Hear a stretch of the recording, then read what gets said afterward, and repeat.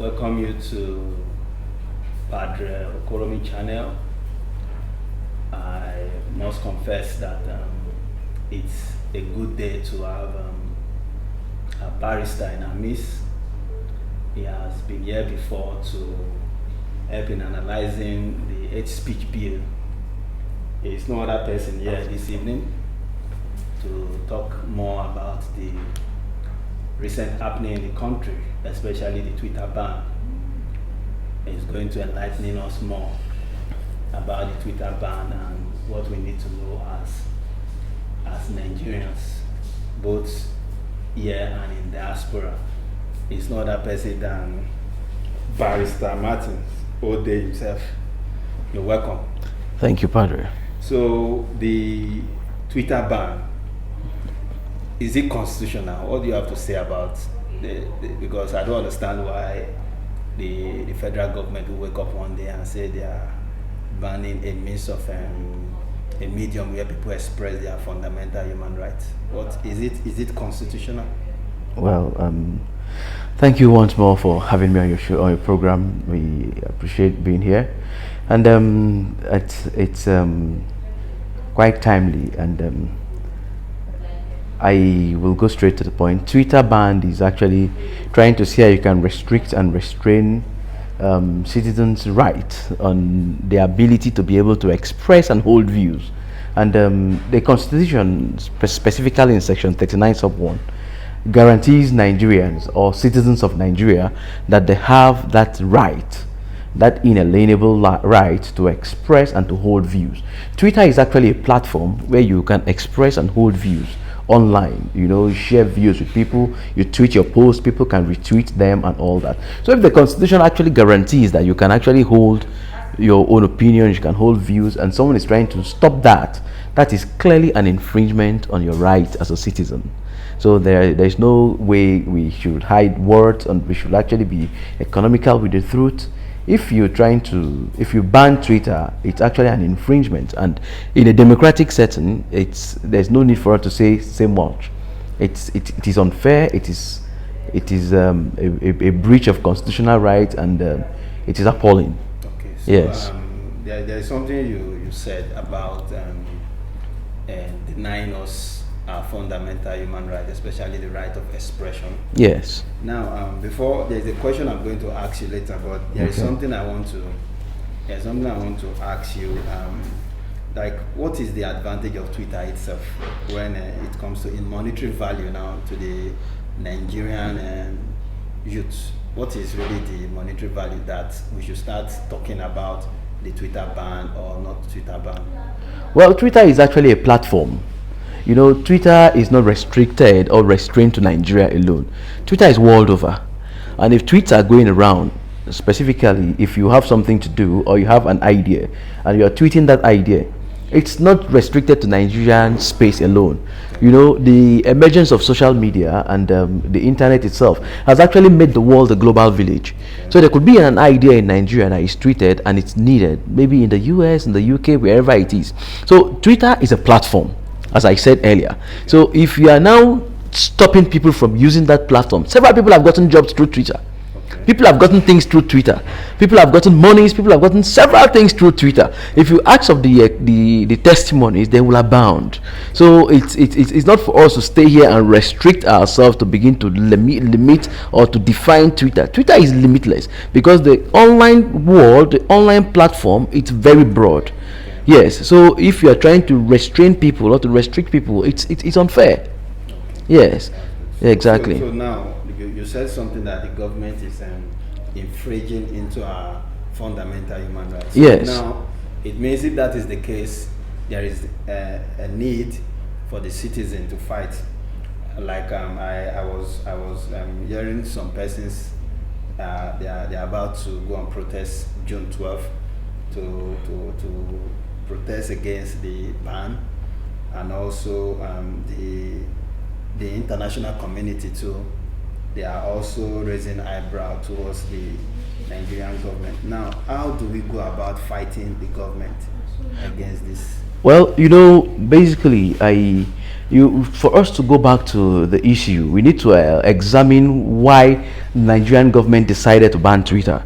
Okay. You know, the president actually posted a tweet that was deleted, and that angered the federal government, or angered certain persons that felt that, okay, yes, because you can delete our tweet, then let us ban or suspend Twitter. It's unfortunate because recently, the American elections, for instance, President Trump, certain posts he came up with, they were being deleted, not just on Twitter, but on Facebook and other social media platforms. He then never went out to say he was going to ban or restrict those people from operating in America. It never happened. That's democracy. And these are the kind of people who are trying to model our own democracy afterwards. But you know, same Trump, yes, the same Trump is actually congratulating Nigeria for the step of suspending Twitter. yes. Well, I wouldn't say that because I didn't hear Trump say that myself, Okay. but I don't know where that's coming from. Even if Trump is saying that, it could be someone that has been bitter, because during his own time, why didn't he do that? He was faced with a similar situation and scenario. So why didn't he ban Twitter? Why didn't he ban Facebook? And right now, we are also seeing that Trump has actually been banned till 2023. So why is he not saying, okay, I will never go back to Facebook, I will never come back there even when they lift the ban on my account and things like that? You know, there are certain things that you cannot just do, because this is not just about an individual. Nigerians that are on Twitter are actually about 40 or 50 million Nigerian active users on Twitter. Yeah. Recently, when we did our SBL section on business law, they analyzed and social media platforms that are being used by Nigerians. Twitter was about the fourth or the fifth highest network platform being used by Nigerians. So the information that goes on Twitter is enormous. You know, it's huge, and trying to restrict those Nigerians from going on there is unfortunate. Yes, So how do we go about fighting the? well, the best way to go about it is speaking up against it. It's telling the government what they are doing is wrong, and trying to make them understand that they cannot suppress a constitutional guaranteed right. If the constitution says you have a right to express yourself, you have a right to hold an opinion, and then I'm holding an opinion and expressing it on social media, and someone is coming to say, okay, yes, I restrict you, or because a view that Twitter felt that, okay, this view was being, you were inciting things about war and all that, and they decided to delete the tweet, and then you're coming to say, no, this is wrong, and then you're going to suspend them or whatever. Even if the Minister for Information is saying that the action of Twitter is suspect. Before this incident of deleting the president's tweet on Twitter, they never had an issue about Twitter leaving other tweets. Exactly. Yes, they use it in electioneering, and then if they are coming now to link it to IPOP people, before now they never raised an issue and said, Twitter, you are now coming to promote any other agenda in Nigeria. But when this thing of deleting the president's posts came up, they now went ahead and suspended Twitter in Nigeria, and I think it's quite unfortunate.